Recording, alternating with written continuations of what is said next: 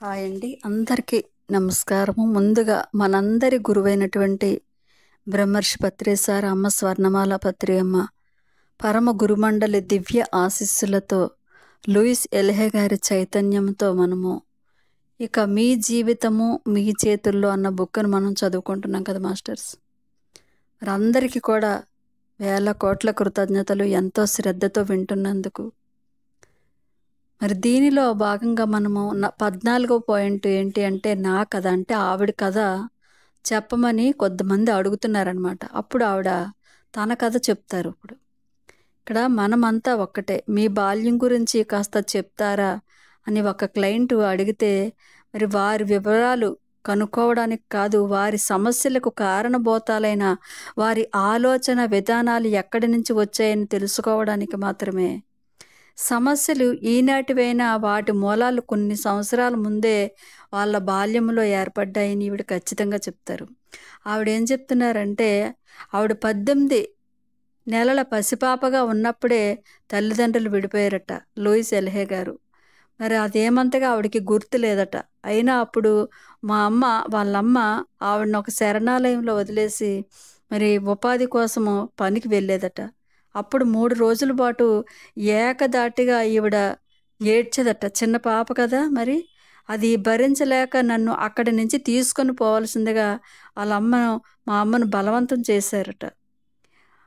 ఆమె ఎలాగో నన్ను పనిని నెట్టుకొచ్చింది. ఈ విషయం తలుచుకున్నప్పుడల్లా నా హృదయము మా అమ్మ పట్ల ఒక గొప్ప ఆరాధన భావంతో చిన్నప్పుడు వాళ్ళమ్మ పాపం పనికి వెళ్ళి ఈవిడ్ని ఈ ఉపాధి కోసం పనికి వెళ్ళేది. ఈవిడనేమో ఒక దగ్గర వదిలిపెట్టేదనమాట. అనాథ శరణాలయంలో వదిలిపెడితే అక్కడి నుంచి వెళ్ళిపోవాలని ఈవిడికి అనిపించేదనమాట. మరి ఆ విషయం తలుచుకునేటప్పుడల్లా ఈవిడ చాలా బాధపడుతూ ఉంటుందట. ఇప్పుడు కూడా ఒక ఆరాధన భావంతో నిండిపోతూ ఉంటుందట ఈవిడ మనసంతా కూడా. తర్వాత రోజుల్లో మరి మా అమ్మ నాపై అంతగా శ్రద్ధ చూపలేకపోయింది. తర్వాత వాళ్ళమ్మ రెండో పెళ్లి చేసుకుందట. అది ఆమె అతన్ని ప్రేమించి పెళ్లి చేసుకుందో లేక మమ్మల్ని వాళ్ళిద్దరిని పోషించడానికి చేసుకుందో ఈవిడికి తెలియదట. కానీ అయినా సరే ఈ నిర్ణయము మరి మాకంతగా మంచి చేయలేదు.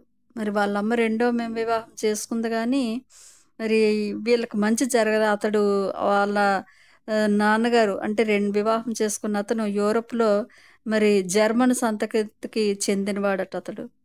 అతడిలో చాలా హింసాత్మక భావాలు ఉండేవట.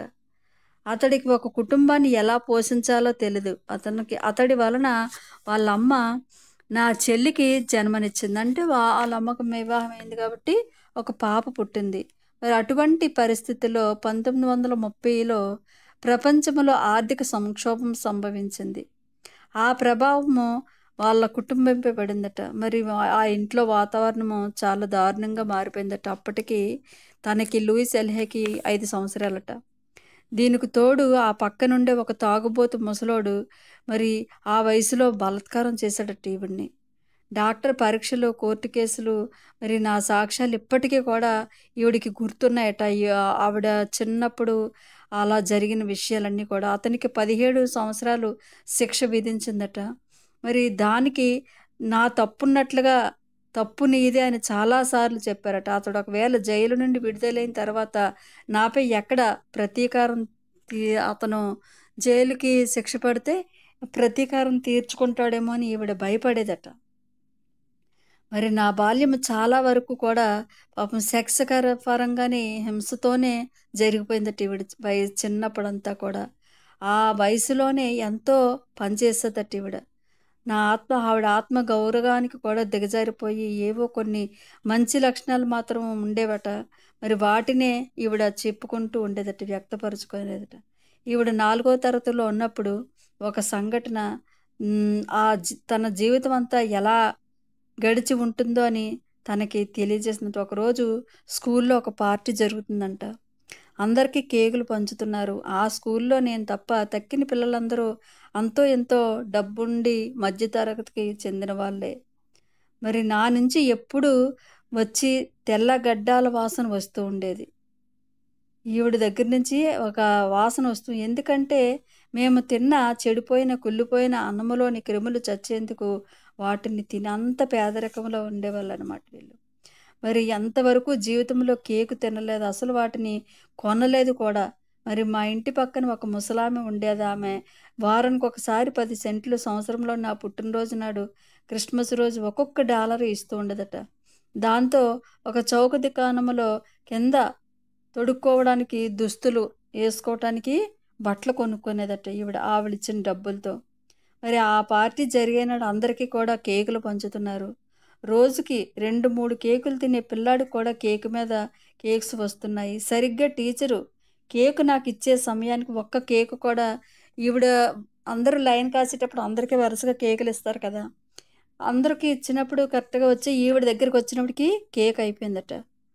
మరి ఆ వరుసలో చివర నించొని ఈ లూయిస్ ఎలిహే ఉన్నారనమాట. మరి ఇప్పుడు ఆ సంఘటన ఈవిడకి ఇప్పుడు అర్థమైందనమాట. ఒక్క కేక్ కూడా రాకపోవడానికి కారణము మరి నాకు రాదు అని ముందే నిర్ణయించుకున్న నా నమ్మకము. ఆవిడ ముందే మనసులో అనుకుందనమాట. నాకేమీ ఈ కేకు రాదు. మరి నాకు తినే అర్హత లేదు అన్న భావన ఈవిడ చివర నించోబెట్టిందనమాట. అలా ఎప్పుడైతే ఆలోచన చేసిందో ఈవిడ వెనకెళ్ళి నించుంది. అందుకే ఆ కేకు తనకి రాలేదు. మరి నా సొంత ఆలోచన విధానము వాళ్ళు కేవలము నా ఆలోచనకు వాళ్ళు అద్దం పెట్టారు. ఎప్పుడైతే ఈవిడ ఆలోచన చేసిందో, ఆ భావన చేసిందో ఈవిడికి ఆ కేక్ అన్నది దక్కలేదు. ఈవిడ ఎలా అయితే అనుకుందో అదే జరిగింది. అలాగే 15 సంవత్సరాలు తనకొచ్చినప్పుడు మరి సెక్స్ పరమైన వేధింపులు తట్టుకోలేక ఇంట్లోంచి, స్కూల్లోంచి కూడా పారిపోయిందట. ఒక హోటల్‌లో వెయిటర్‌గా కూడా చేసి మరి ఆ ఇంట్లో ఆ గాడిద చాకిరీ కన్నా ఈ పని ఇంట్లో పని చేయడం చాలా ఇబ్బందిగా అనిపిచ్చి ఒక హోటల్‌లోని పని చేస్తుంటే అదే ఎంతో హాయిగా అనిపిచ్చదట. మరి ఆ ఇంట్లోని ప్రేమాభిమానాలు లేక చాలా బాధపడిన హృదయంతో, దిగజారిపోయిన ఆత్మగౌరవంతో నేను ఎవరు నాపై జాలి చూపినా లేక నా పట్ల మంచిగా ప్రవర్తించినా చాలు నా శరీరానికి వాళ్ళకి అర్పించేదట ఈవిడ. ఎవరైనా ఈవిడతోటి ప్రేమగా మాట్లాడినా ఈవిడ ఆ శరీరాన్ని వాళ్ళకి అందువలన మరి నాకు 16 ఏళ్ళున్నప్పుడే ఒక పసిపాప జన్మించిందట ఈవిడికి. ఆ అమ్మాయిని పెంచి పోషించడం అసాధ్యం అనిపించి ఒక పిల్లలు లేని మరి పిల్లల కోసం తపిస్తున్న ఒక జంటకు ఆ పాపని ఈవిడ ఇచ్చేశారట. మరి 4 నెలల క్రితం వరకు వాళ్ళున్న ఇంటిలోనే ఈవిడ ఉంది. ఎప్పటికైనా వారి ఆచూకీ తెలియకపోతుందా? ఇంతవరకు పాప గురించి కానీ, వాళ్ళ గురించి కానీ ఈవిడికి ఆచూకీ తెలియలేదట. హాస్పిటల్‌కి ఎళ్లి అడిగితే మరి ఆ పాప వారి సంతానంగా అక్కడ రిజిస్ట్రేషను జరిగిపోయిందట. మరి అటువంటి పరిస్థితుల్లో మాతృ ప్రేమను ఈవిడ అనుభవించలేకపోయింది మరి. ఒక బేబీకి జన్మనిచ్చి మరి వాళ్ళు కూడా ఆ పాపని వాళ్ళే వాళ్ళ కడుపునే జన్మించినట్టుగా అక్కడ రిజిస్ట్రేషన్ కూడా అయిపోయిందట. ఆ మాతృ ప్రేమని ఈవిడ పోగొట్టుకున్నానన్న భావనతో, తప్పు చేశానన్న భావంతో చాలా బాధపడిపోయి, ఆ పరిస్థితుల్లోంచి తొందరగా కోలుకోవడానికి ప్రయత్నించడానికి ఈవిడ చాలా ట్రై చేసిందట. మరి ఆ పసిపాప యొక్క ఆ లావుపాటి కాలి బొటనవేలు తప్ప ఈవిడికి తను కన్న బేబీది బొటనవేలు తప్ప ఏది కూడా గుర్తులేదట. ఈవిడికి కూడా ఆ బొటనవేలు అలాగే ఉంటదట.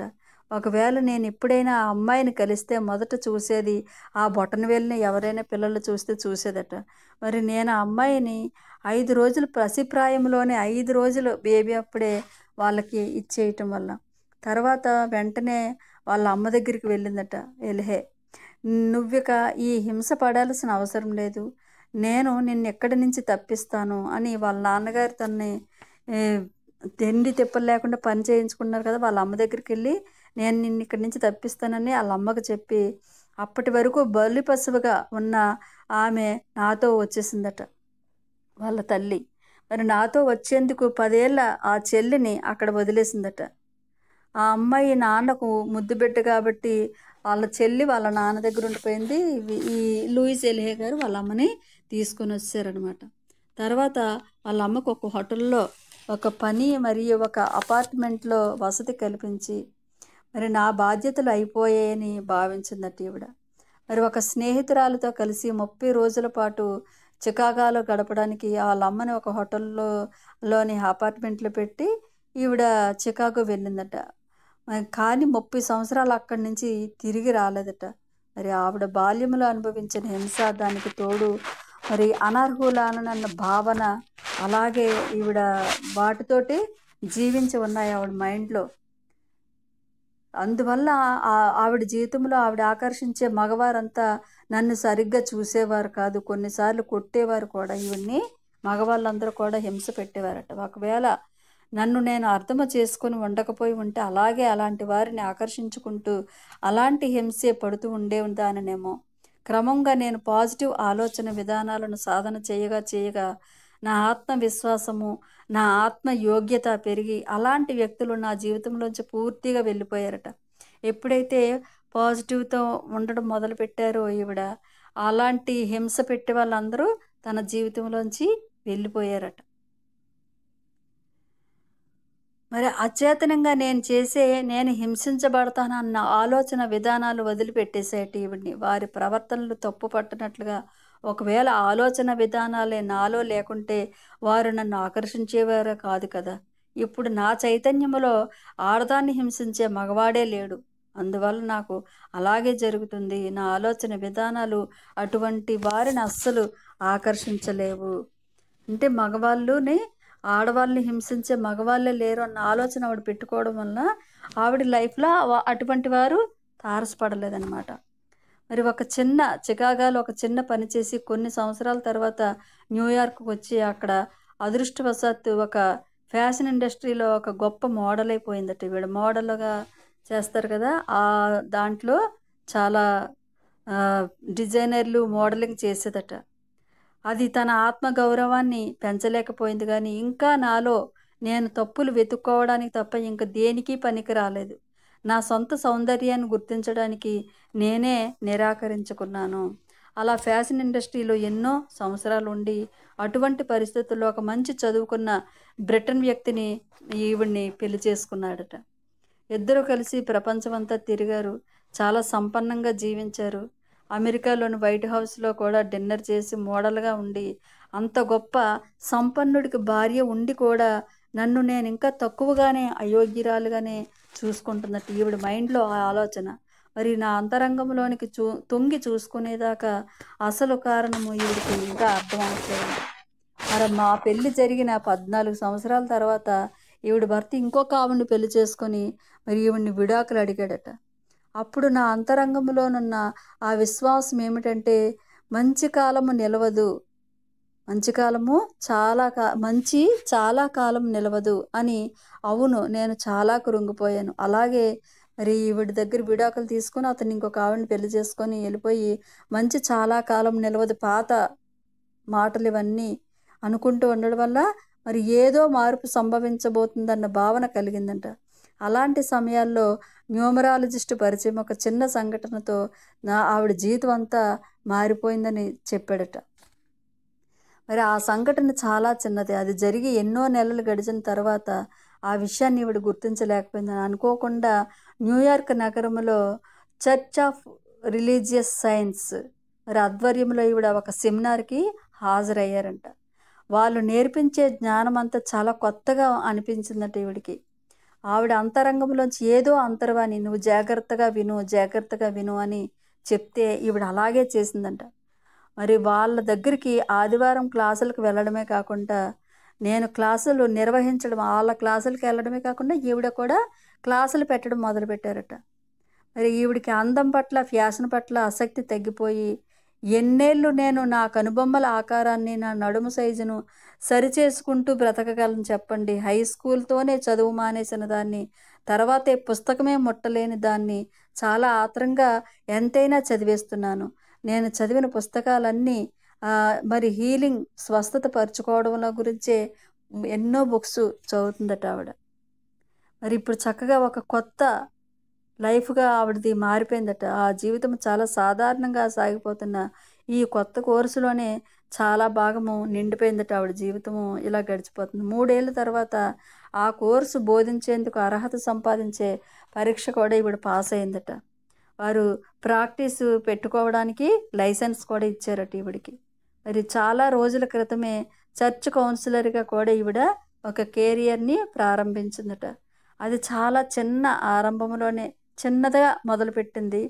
మరి ఆ సమయంలోనే మహర్షి యోగి మరి భావాతీత ధ్యానము కూడా ఈవిడ చేసేదట.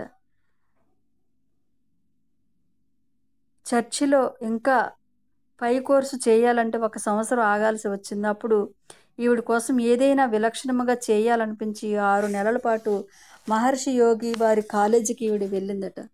అది మహర్షి ఇంటర్నేషనల్ యూనివర్సిటీ. ఆ కాలేజీలో లోవాలోని ఫెయిర్ ఫీల్డ్ అనే ప్రాంతంలో ఈవిడ ఉండేది. ఆ సమయంలోనే అదే ఈవిడికి సరైన స్థలము. అక్కడ ప్రతి సోమవారం ఒక కొత్త సబ్జెక్ట్ని ఎంపిక చేసుకునేవాళ్ళట. ఆ సబ్జెక్టులన్నీ అంతకుముందు కేవలం విన్నవి మాత్రమే. కెమిస్ట్రీ, బయాలజీ లాంటివి కాకుండా ఐన్స్టీన్ థియరీ, ఐన్స్టీన్ సాపేక్ష సిద్ధాంతము ఇలాంటివన్నమాట. ప్రతి శనివారం కూడా ఒక ఎగ్జామ్ ఉండేదట. ఆదివారం సెలవు, మళ్ళీ సోమవారం కొత్త సబ్జెక్టు. అలా జరిగిపోయేట కాలేజీ రోజులన్నీ కూడా ఈవిడికి. మరి న్యూయార్క్లో లాగా జీవితం ఎటువంటి ఒడిదుడుకులను నోచుకోలేదు. డిన్నర్ తర్వాత చదువుకోవడానికి మరి మా రూమ్స్లోకి వెళ్ళేవాళ్ళు. అందరూ కూడా క్యాంపస్లో చదువుకునే వాళ్ళు. నేను చాలా పెద్దదాన్ని అని మరి ఆ క్యాంపస్లో ప్రతి క్షణాన్ని ఈవిడ ఆస్వాదించడం కూడా.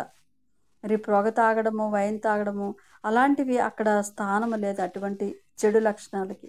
రోజుకి 4 సార్లు ధ్యానం చేసేవాళ్ళట.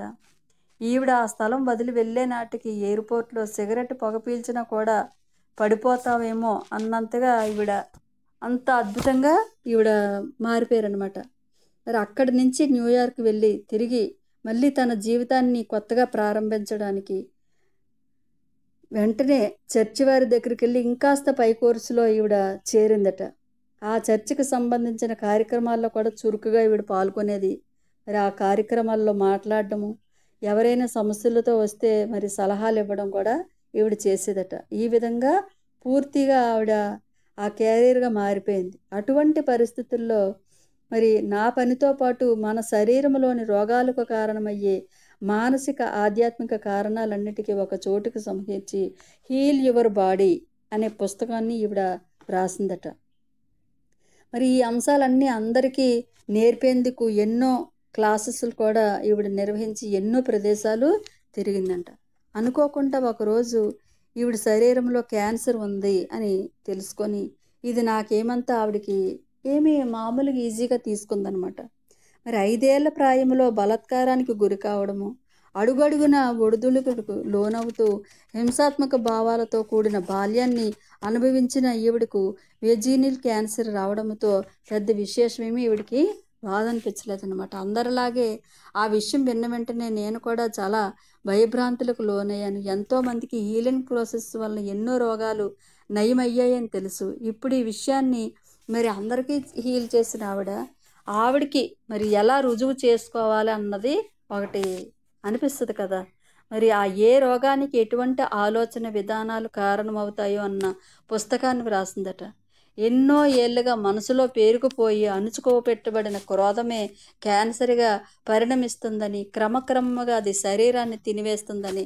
అంటే చిన్నప్పటి నుంచి తన బాల్యంలో జరిగినవన్నీ కూడా అవి మైండ్లో ఫిక్స్ అయిపోవడం వల్ల అది తన శరీరాన్ని అలాగే క్యాన్సర్ కింద వచ్చిందని తనకి తెలుసుకొని వాళ్ళపై క్రోధాన్ని వదిలిపెట్టలేకపోతుంది. అంటే తన లైఫ్లోని ఆ దుఃఖానికి తనని బాధ పెట్టిన వాళ్ళకి అది వదిలిపెట్టలేక ఇప్పుడు ఏమాత్రమో సమయం వృధా చేయకూడదు, ఇంకా నేను చేయవలసిన పని చాలా ఉంది అని చెప్పి ఆవిడ అనుకొని ఈ మందులు లేనటువంటి మరి ప్రపంచంలో ఎంతోమందిని భయభ్రాంతులకు గురి చేస్తున్న ఈ క్యాన్సర్ రోగాన్ని ఏ మందులతోనూ కూడా నయం చేసుకోలేమని, దీనికి సరైన నయం జరిగే చోటు అంతరంగంలో ఉందని ఈవిడికి స్పష్టంగా తెలుసుకున్నారట.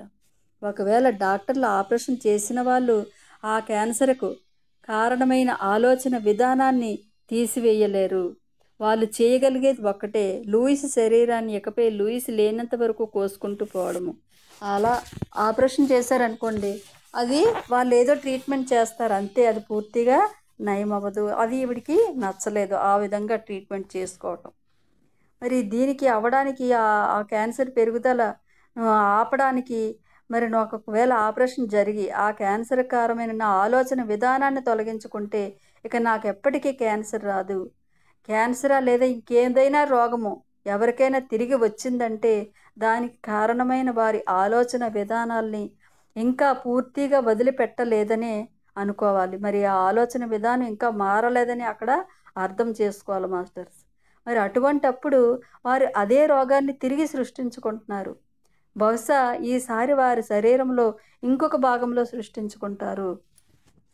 మరి దీన్ని ఎలా ప్రక్షాళన చేసుకుంటే ఆపరేషన్ అవసరమే లేదని ఈవిడ ఆలోచన విధానం మార్చుకుంటే అసలు ఆపరేషనే అవసరం లేదని ఈవిడ గట్టిగా నమ్మకంగా ఉండి మరి విశ్వసిస్తే మరి నా దగ్గర ఆపరేషన్కు డబ్బు లేదని 3 నెలల తర్వాత ఆపరేషన్ చేయించుకుంటాను నేనని డాక్టర్లకు చెప్పి మరి వాళ్ళు అయిష్టంగానే ఆవిడని వదిలిపెట్టారట.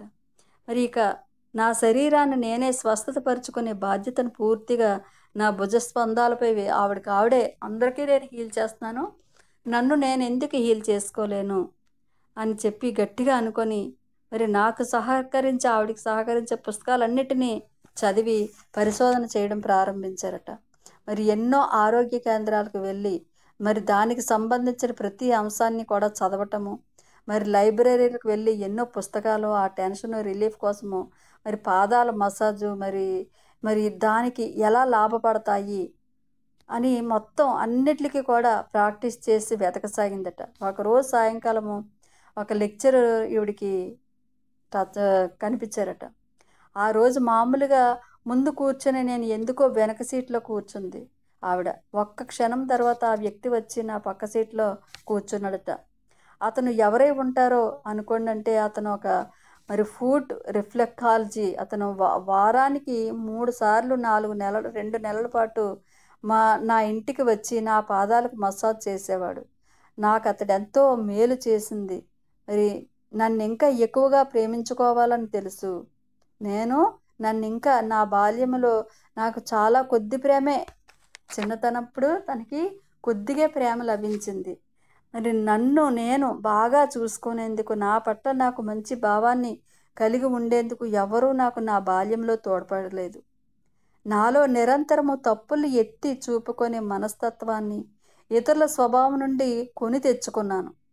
తప్పులు ఎతికే వాళ్ళనే ఈవిడ తలుచుకుంది. మరి నా చిన్నతనంలో పెద్దలు ప్రతి విషయానికి మరి ఈవిడలో తప్పుని ఎత్తి చూపేవారు. అదే నిజమనుకొని ఆవిడ అదే ఆలోచన విధానాలలో ఉండడమే నాలో నేనే తప్పులు వెతుక్కునేటట్లుగా ఈవిడ తయారైపోయిందట. మరి ఇది చాలా కాలం నుంచి అణిచిపెట్టుకొని నాలో పేర్చుకున్న క్రోధభావంతో పాటు రెండవ ప్రమాదకారైన ఆలోచన విధానము. మరి చర్చిలో పనిచేసిన వల్ల నన్ను నేను ప్రేమించుకోవడము, నన్ను నేను మంచిగా ఒప్పుకోవడం అన్న విషయాలు సరైనవి, మరి చాలా అవసరము అని ఈవిడికి అనిపించి మరి ఈ విషయాన్ని అనుకుంది అవి కరెక్ట్ అని, కానీ వాయిదా వేసిందట. మరి ఎలాగైతే మీరు మంచి డైట్ ప్రాక్టీస్ చేయడానికి వాయిదా వేస్తారో అలా అన్నమాట. మరి ఇప్పుడు నేను ఎంత మాత్రము ఈ విషయాన్ని వాయిదా వేయలేకపోయాను. మొదట్లో అద్దం ముందు నిలబడి లూయిస్ నేను నిన్ను ప్రేమిస్తున్నానని చెప్పుకోవడము కష్టం అనిపించింది. అలాగే చెప్పుకోసాగాను. ఇలా చేస్తున్నప్పుడు గతంలో నన్ను నేను కించపరుచుకున్న సంఘటనలు ఎన్నో ఆవిడికి గుర్తుకు వచ్చాయట. ఎప్పుడైతే మిర్రర్ వర్క్ తాను లూయిస్ నేను నిన్ను ప్రేమిస్తున్నానని చెప్పుకుంటే తనలో గతంలో ఉన్న అన్నీ కూడా తనకి గుర్తుకు రావడం మొదలుపెట్టాయట. అప్పుడు గమనించసాగిందనమాట. ఇలా అద్దం ముందు నిలబడి మరి నన్ను నేను ప్రేమించుకుంటున్నాను అని చెప్పుకోవడము ఇతర సాధనాల వల్ల ఈవిడికి చాలా వరకు అది నయం జరిగిందట. మరి ఆ బాల్యం నుండి ఇప్పటి వరకు పేరుకుపోయిన క్రోధ భావన నేను సంపూర్ణంగా గమనించడం మొదలుపెట్టిందట. ఇప్పుడు వారిని నిందించడం అనే దాన్ని పూర్తిగా వదిలిపెట్టడమే చాలా ముఖ్యమైన. అవతల వాళ్ళని నిందించడం అంటే వాళ్ళ వల్ల నా జీవితం ఎలా అయిపోయింది అని అనుకున్నది కదా, అది వదిలిపెట్టడం అన్నది ఇప్పుడు చాలా ఈజీ అయిపోయిందట ఆవిడ జీవితంలో. మరి నా బాల్యము చాలా దారుణంగా ఉండేది. శారీరకంగా, మానసికంగా, సెక్సువల్గా చాలా బలి కాబడ్డాను. అది ఎన్నో ఏళ్ల క్రిందటి మాట. కానీ ఆ విషయాలు తలుచుకొని ఈనాడు నన్ను నేను హింసించుకోవడము ఏమాత్రం కూడా అర్థం లేదు. మరి ఇటువంటి మనం కూడా ఇక్కడ మరి ఎప్పుడో తలుచుకొని బాధపడతాం, దానివల్ల లాభం ఏమీ లేదు. మరి ఈ విధమైన భావాలతోనే ఆవిడ శరీరంలో క్యాన్సర్ పెరిగి ఆ శరీరాన్ని క్షీణింప చేసుకుంది. ఎందుకంటే నన్ను నేను క్షమించుకోలేదు, ఇతరులని క్షమించలేదు. మరి ఇప్పుడు ఆ పరిస్థితులకు అతీతంగా ఆలోచించి విషయాన్ని అర్థం చేసుకొని ఒక పసిపాపను వారు అలా పెంచారంటే, అలా చూశారంటే, వాళ్ళ బాల్యం ఎటువంటి పరిస్థితుల్లో కొనసాగిందోనని ఒక అవగాహనకి ఈవిడ అర్థం చేసుకునే చేసుకునే కెపాసిటీ ఈవిడకొచ్చిందనమాట. ఒక మంచి థెరపిస్ట్ సాయంతో ఈవిడలో పేరుకుపోయిన ఆ క్రోధ భావాలన్నీ ఎలా బయటికి వెళ్ళగక్కాలో ఈవిడ నేర్చుకుందంట. ఎన్నో ఏళ్ల నాటి పేరుకుపోయిన నా క్రోధాన్ని, ఆ దిండ్లను బలంగా గుద్దడము, అంటే కోపం వచ్చినప్పుడు వాళ్ళని మనం ఎదుటి వాళ్ళు ఏమీ అనలేనప్పుడు ఒక తలగడని తీసుకొని అవతల వాళ్ళ మీద కోపం నేను ఈ విధంగా తీర్చుకుంటున్నానని మనసులో అనుకొని ఆ తలగడని బలంగా గుద్దడం ద్వారా మరి అది ఇది నాలోంచి ఆ క్రోధ భావన వెళ్ళిపోయిందన్న భావన కలిగి తర్వాత ఆవిడ బాల్యంలో తల్లిదండ్రులను పెద్దలను గుర్తుకు చేసుకోవడము, వాళ్ళ జీవితాన్ని ఈవిడ గమనించడము, ఆ అవగాహన పెరిగే కొద్దీ ఆ పెద్ద మనసుతో ఆలోచించే కొద్దీ ఆ బాధను అర్థం చేసుకున్నాక ఈవిడ హృదయంపై జాలి దయ కలిగి మరి ఆవిడ పరిస్థితి నుంచి వారిని నిందించడం అనే భావన నెమ్మదిగా కరిగిపోయిందట. అసలు ఎదుటి వాళ్ళని నిందించడం, తల్లిదండ్రులను నిందించడం ఇదంతా ఆవిడ మైండ్‌లోంచి ఈజీగా వెళ్ళిపోయిందట. దీంతో పాటు ఒక మంచి న్యూట్రిటిస్ట్ అంటే ఆహార పదార్థాలపై అవగాహన ఎలా ఉండాలి అన్న అతని కోసం వెతికిందట తను.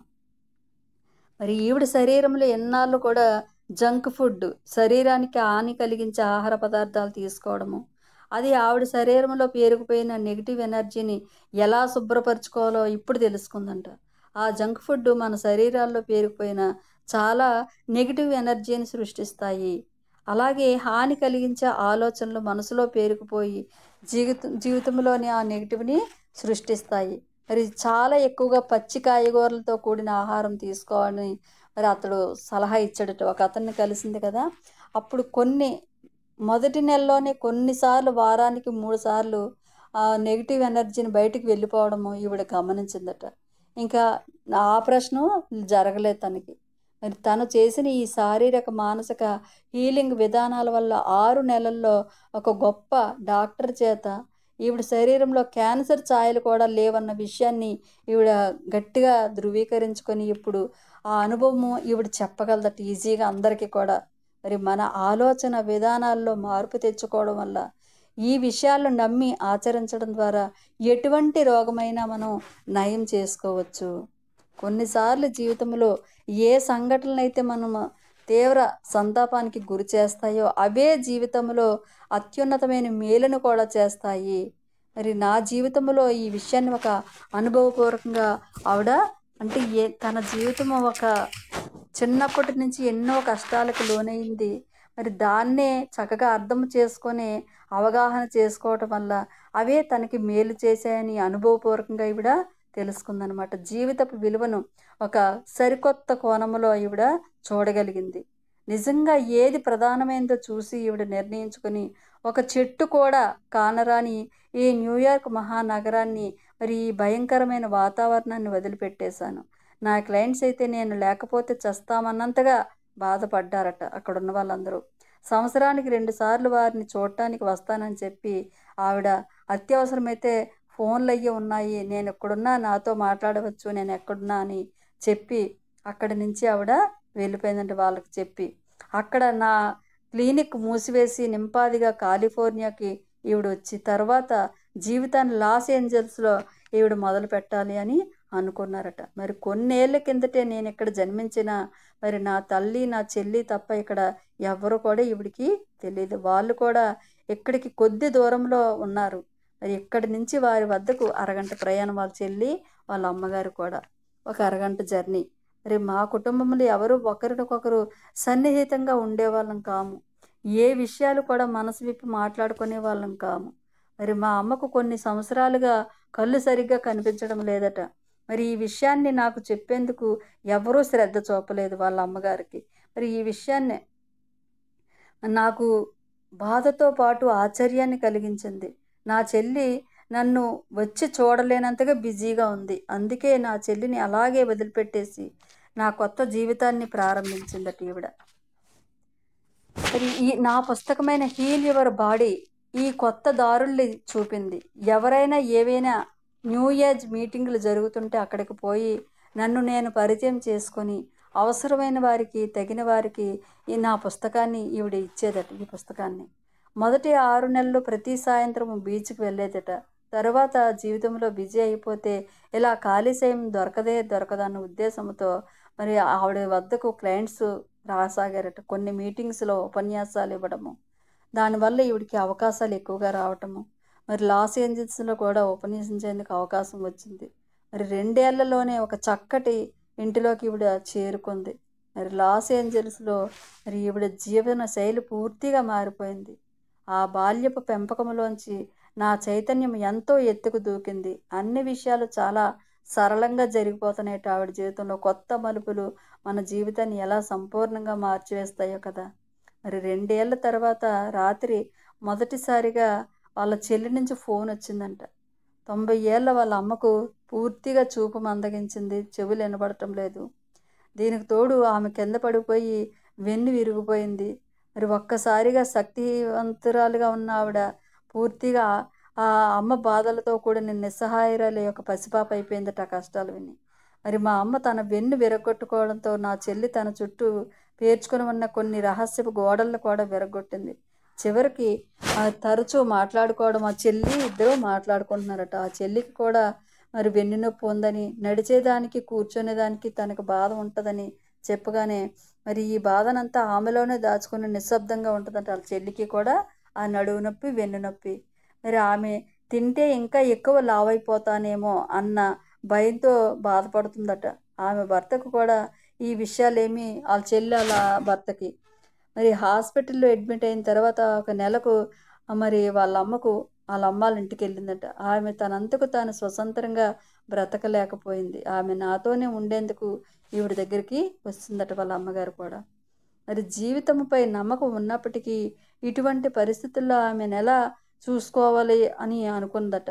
మరి నాకు కావలసినంత డబ్బు అందజేసి నువ్వే సహాయం చెయ్యాలి అని భగవంతుడిని వేడుకుందట, వాళ్ళ అమ్మని ఎలా చూసుకోవాలి అని. మరి ఇక ఇద్దరు కూడా సర్దుకుపోవలసిన పరిస్థితి ఏర్పడింది. ఆమె ఒక శనివారం నాడు నా వద్దకు వచ్చింది. కానీ తరువాత వారంలో శుక్రవారం నాటి 4 రోజుల పాటు నేను సాన్ ఫ్రాన్సిస్కోకు వెళ్లాల్సి ఉంది. మరి ఆమెను ఈ పరిస్థితుల్లో ఎలా వదిలి వెళ్ళాలి అని తప్పనిసరిగా వెళ్లాల్సిన పరిస్థితి. దేవుడా, ఈ పరిస్థితిని నువ్వే సరిచేయాలి, నేను వెళ్ళే లోపల ఎవరైనా మా అమ్మను చూసుకునేందుకు ఒక వ్యక్తి దొరకాలి అని ఆ పరమాత్మని భగవంతుని వేడుకుందట. సరిగ్గా గురువారం నాడు ఒక వ్యక్తి దొరికి మరి వాళ్ళ అమ్మను నన్ను మా ఇంటిని చూసుకోవడానికి ఒక పని మనిషి దొరికిందట. ఒక సరైన దైవిక క్రమలో నేను ఏది తెలుసుకోవాల్సిన అవసరం ఉందో అది నాకు తెలియజేయబడుతుంది. మరి నాకు ఏది అవసరమో అది అందజేయబడుతుంది అన్నదే నేను నమ్మే అత్యంత మౌలికమైన దైవిక వాక్యము. ఎప్పుడైతే తను ఆ వాక్యాన్ని నమ్మారో ఆవిడ మరి చక్కగా ఆ టైంకి ఒక పని ఆవిడ కూడా సెట్ అయిందట. మళ్ళీ ఇంకొక పరీక్షా సమయము. మరి నా చిన్నతనంలో పేరుకుపోయిన ఇంకాస్త చెత్తని దులుపుకోవాల్సిన అవకాశం ఈవిడికి వచ్చిందట. చిన్నపిల్లగా ఈవిడ ఉండేటప్పుడు అమ్మ నన్ను సరిగా సంరక్షించలేకపోయింది. ఏదేమైనా నేను ఇప్పుడు ఆమెను చక్కగా చూసుకోవాలి, ఇకపై చూసుకుంటాను కూడా. మా అమ్మ మరి మా చెల్లెల మధ్యలో నాకు పూర్తిగా ఒక కొత్త సహవాసము మొదలైంది. మరి నా చెల్లికి సాయం చేద్దామంటే ఆమె నా ముందు ఇంకో ఛాలెంజింగ్ పరిస్థితి ఉంది. కొన్నాళ్ళకు ముందే మా అమ్మను నా పెంపుడు తండ్రి నుండి రక్షించడానికి నేను మా అమ్మను నా దగ్గరికి తెచ్చేసినప్పుడు ఆ కోపము, ఆ బాధ అతడు నా చెల్లిపై చూపాడని తెలిసింది. అతడి హింసాత్మక ప్రవృత్తికి నా చెల్లి బలైపోయిందని గ్రహించాను. ఆమె యొక్క శరీరంలోని సమస్యలకు కారణము ఆమెలో అతిశయించిన వాళ్ళ చెల్లి గురించి ఇప్పుడు తెలుసుకుంది అనమాట. వాళ్ళ తండ్రి వాళ్ళ చెల్లిని కూడా బలి తీసుకున్నాడు. మరి దానికి తోడు ఆవిడకి సాయం చేయడానికి ఎవరూ లేరు అనే భావన అవగతం చేసుకొని ఇప్పుడు ఇక లూయిస్ ఉంది. ఏదో ఆమెను రక్షించలేకపోయినా ఆమె జీవితం ఈ క్షణం నుంచైనా బాగుపడే అవకాశం ఇచ్చేందుకు మరి అనుకుంటుందన్నమాట, మా చెల్లికి నేనున్నాను అని. మరి నెమ్మదిగా ఆమె తన సమస్యను పరిష్కరించుకోవడం మొదలుపెట్టిందట. ఇప్పుడు అది ఇంకా కొనసాగుతుంది. ఆమెకు స్వస్థత జరిగేందుకు ఒక సరైన ఆ వాతావరణాన్ని సృష్టించిందట. ఆమె నెమ్మదిగా కోలుకుంటుంది. ఇక్కడ నేను నా చెల్లి కలిసి హీలింగ్ ప్రాసెస్లో ఎన్నో కొత్త విషయాలని చూడగలిగారు. ఈ హీలింగ్ ప్రాసెస్కు మా అమ్మ చాలా స్పందించింది. ఆమె రోజుకు 4 సార్లు సాధన చేసేది వాళ్ళ అమ్మగారు. ఆమె శక్తివంతమై తన శరీర భాగాల్ని సునాయాసంగా కదపగలుగుతుంది. ఒక హియరింగ్ ఎయిడ్ వినడానికి ఉపయోగపడే సాధనం వాడుతుంది. అంటే చెవులు వినిపించవు కదా, మరి చెవులు వినిపించడానికి ఒక సాధనము. ఇప్పుడు ఆమెకు జీవితం పట్ల ఆసక్తి పెరిగింది వాళ్ళ అమ్మగారికి. ఆమె కంటిలోని కళ్ళు కనిపించవు కదా, ఆ కనుగుడ్డును తొలగించి దాని స్థానంలో కృత్రిమమైంది పెట్టి ఆమె వాళ్ళందరినీ కూడా మరి చుట్టూ ఉన్న ప్రపంచాన్ని చూస్తుంటే ఆమె ఆనందము వర్ణనాతీతము. మళ్ళీ కూడా చదవగలుగుతుంది. ఆవిడ ఎంతో మురిసిపోతుందట వాళ్ళమ్మ. ఇప్పుడు తనకి ఎంతో ఆనందంగా ఉంది. ఇంతకు ముందులా కాకుండా మరి మా అమ్మను కలిసి ఒక దగ్గర కూర్చొని మాట్లాడుకోవడం ప్రారంభించాం. వాళ్ళ చెల్లి, తను, వాళ్ళమ్మ. మా మధ్య ఒక సరికొత్త అవగాహన ఏర్పడిందట. ఈరోజు మేమిద్దరము చాలా మనసు విప్పి అభిప్రాయాలను పంచుకోగలుగుతున్నాము. కలిసి నవ్వుకోవడము, ఏడవడము చేయగలుగుతున్నాము. కొన్నిసార్లు ఒకరినొకరు కౌగిలించుకుంటాము కూడా. కొన్నిసార్లు నేను మాట్లాడుతుంటే ఆమె మధ్యలో ఆపేస్తుంది. మేము ఇంకా వదులుకోవలసినవి ఎన్నో ఉన్నాయన్న విషయము నాకు అప్పుడు అర్థమవుతుంది. మరి మా అమ్మ కొన్ని సంవత్సరాల క్రితమే ఈ భూమండలాన్ని ప్రశాంతంగా వదిలిపెట్టి వెళ్ళింది. నేను ఎంతగానో ఆమెను కోల్పోతున్నాను. ఆమెను నేను ప్రేమిస్తున్నాను. ఆమె నేను కలిసి చేయవలసిందల్లా చేశాము. ఇప్పుడు ఆమె నేను ఇద్దరము కూడా స్వతంత్రులైపోయాము. వాళ్ళ అమ్మగారు శరీరాన్ని వదిలిపెట్టేశారంట. మరి ఆవిడ జీవితం అంతా కూడా మనకి ఎంతో చక్కగా అర్థమయ్యే విధంగా ఆవిడ చెప్పారు. Thank you.